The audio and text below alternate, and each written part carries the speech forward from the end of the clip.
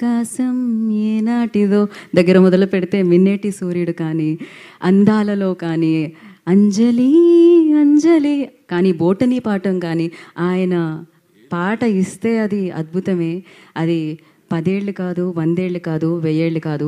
సంగీతం ఉన్నంతకాలం, పాట ఉన్నంతకాలం మన మనసుల్ని పరవశింప చేస్తూనే ఉంటుంది. ఇందాకే చెప్పాను, సంగీతం అన్న ప్రపంచంలో పాట అన్న సింహాసనాన్ని వేసుకొని రాజా గారు రాజాలాగే కూర్చొని ఈ సంగీత ప్రపంచాన్ని ఏలుతున్నారు అని చెప్పి ఆలస్యం చేయకుండా నేను ఇళయరాజా గారిని మాట్లాడవలసిందిగా కోరుకుంటున్నాము. మీ మాటలు వినడానికి మేము అందరం వెయిట్ చేస్తున్నాం సార్.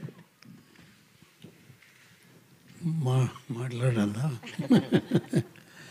ఈ ఏజ్లో కూడా ఇలా చేస్తున్నారే, చేయకూడదే, ఇలా చేస్తున్నారే అంటున్నారు.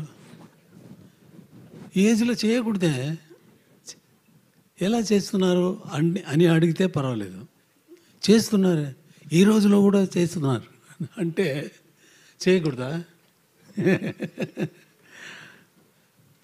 మా వాళ్ళే అప్పుడు వీడు వంశీ ఒక గ్రూప్ ఉంది, వీళ్ళందరూ నా కంపోజింగ్ రూమ్ ముందా ఒకే గలాట చేస్తూ ఉన్నారు.